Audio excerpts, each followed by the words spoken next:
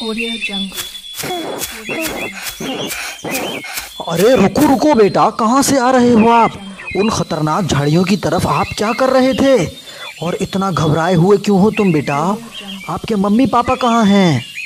Uncle, मैंने वहाँ झाड़ियों की तरफ एक सांप देखा है, इसलिए मैं वहाँ से भाग के आ रहा हूँ। तो बेटा आपको वहाँ नहीं जाना चाहिए था।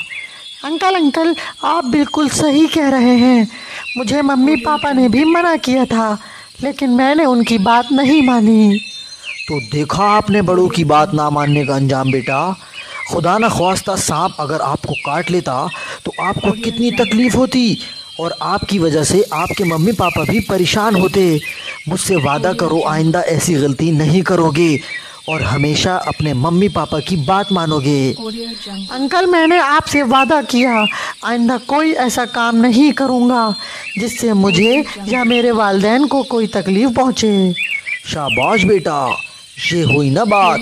अब जाओ, आपके मम्मी पापा आपका इंतज़ार कर रहे होंगे। ठीक है अंकल, मैं आपसे मिलूँगा। अल्लाह हाफिज़।